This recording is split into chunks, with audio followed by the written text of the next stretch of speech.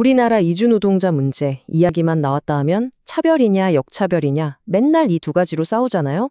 근데 만약에 이 논쟁 자체가 진짜 문제의 본질을 가리고 있는 거라면 어떨까요? 오늘 우리가 파헤쳐 볼 이야기는요. 뉴스 헤드라인 너머 저 시끄러운 공장 바닥에 숨겨진 보이지 않는 계급 시스템에 대한 이야기입니다.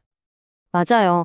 이 문제를 둘러싼 우리 사회의 목소리는 사실 굉장히 시끄럽고 또 극단으로 치달을 때가 많죠. 자, 잠시만 멈춰서 한번 생각해보죠. 여러분은 이 뜨거운 논쟁에 어디쯤에 서 계신가요? 미디어에서 다루는 논쟁은 보통 이 두 가지로 딱 갈립니다. 한쪽에서는 혐오와 차별을 이야기하고 다른 한쪽에선 역차별을 받고 있다고 목소리를 높이죠. 그런데 이렇게 팽팽하게 맞서는 구도 때문에 어쩌면 우리가 진짜 봐야 할 더 큰 그림을 놓치고 있는 건 아닐까요? 좋습니다. 그럼 이제부터 이 시끄러운 논쟁의 장에서 잠시 벗어나서요. 윙윙거리는 기계 소리가 가득한 공장 현장으로 직접 한번 들어가 보겠습니다. 과연 그 안에서는 진짜 무슨 일이 벌어지고 있을까요? 이번 이야기는요. 어떤 추상적인 논쟁이 아니라 바로 이 한 문장에서 출발합니다. 그러니까 이건 옳다, 저건 그르다 같은 도덕적인 판단은 잠시만 내려놓고요. 현장에서 뛰는 사람들의 목소리에 한번 귀를 기울여 보자는 거죠. 오늘 우리가 깊이 들여다볼 이야기는 르몽드 디플로마티크에 실린 천연우 용접공의 기사에서 가져왔습니다. 이분이 특가란 건 학자나 평론가가 아니라는 점이에요. 이주노동자 동료들과 무려 3년 6개월 동안 똑같이 땀 흘리면서 일했던 말 그대로 현장 노동자입니다.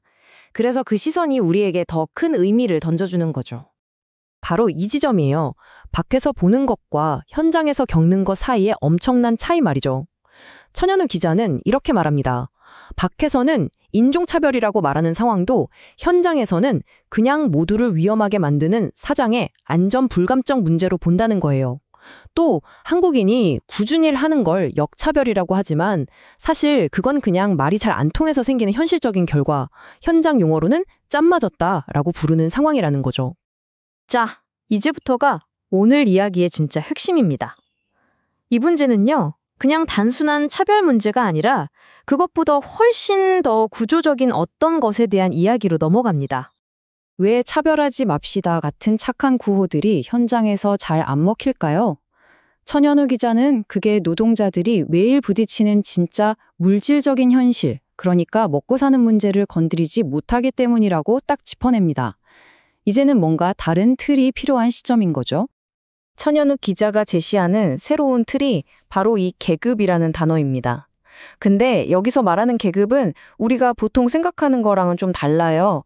기술이나 경력이 아니라 그 사람의 국적이 그 노동자의 스펙이 되고 가치를 결정해버리는 보이지 않는 서열을 말하는 겁니다.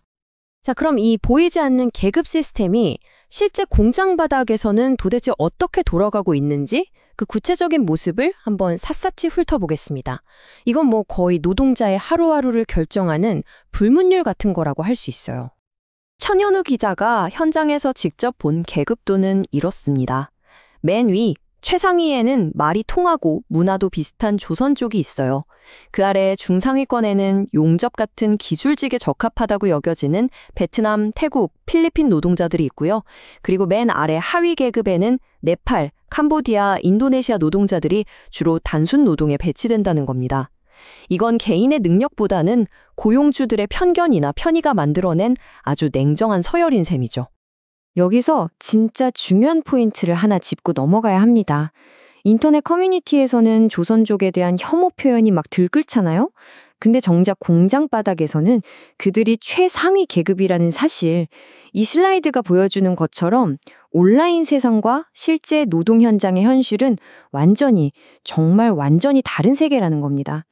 공장 안에서 벌어지는 이 계급 시스템이 근데 공장 안에서만 끝나는 이야기가 아닙니다. 자, 이제 시선을 공장 밖, 우리가 사는 지역사회로 한번 넓혀볼게요. 특히 대도시에서 좀 벗어난 지방으로 갈수록 이 문제는 이미 우리 모두의 현실이 되어 있습니다. 천연우 기자가 직접 본 경남의 한 해변은요, 인구의 70%가 한국 노인이고 나머지 30%가 젊은 외국인 가족이었다고 해요. 목포의 한 여고에서는 한 반에 두세 명은 다문화 가정 2세였고요. 이처럼 지방은 우리가 생각하는 것보다 훨씬 깊숙이 다문화 사회로 변하고 있습니다. 18. 이 숫자가 뭘 의미하는 걸까요? 2024년 우리 모두를 너무나 가슴 아프게 했던 화성 아리셀 공장 화재 참사. 그때 돌아가신 23분 중 이주노동자의 숫자입니다. 우리가 지금 이야기하고 있는 이 보이지 않는 계급 시스템이 결국 누군가를 더 위험한 환경으로 내몰고 있다는 걸 이 비극적인 숫자가 보여주고 있는 거죠. 이건 단순한 논쟁이 아니라 정말 생사가 걸린 문제입니다. 그럼 도대체 이 복잡하게 얽힌 문제를 어떻게 풀어야 할까요? 천연은 기자는 차별하지 맙시다 같은 구호가 아니라 시스템에서 답을 찾아야 한다고 이야기합니다. 핵심은 바로 이겁니다. 도덕에 호소하는 구호 대신에 더 나은 관리와 규제 같은 실질적이고 체계적인 해결책이 필요하다는 거죠. 저자는 무엇보다 먼저 이주 노동자의 삶이 어떤 이념이 아니라 아주 현실적인 물질적 조건에 달려있다는 걸 인정하는 것부터 시작해야 한다고 강조합니다. 오늘 이야기는 천연우 기자의 이 한 문장으로 마무리하겠습니다. 이념은 환율을 이길 수 없고 인종은 국부를 넘어설 수 없다. 이주 노동자의 삶을 진짜로 움직이는 힘이 과연 무엇인지 우리에게 아주 묵직한 질문을 던지는 문장입니다. 여러분은 어떻게 생각하십니까? 묵직한 질문을 던지는 문장입니다.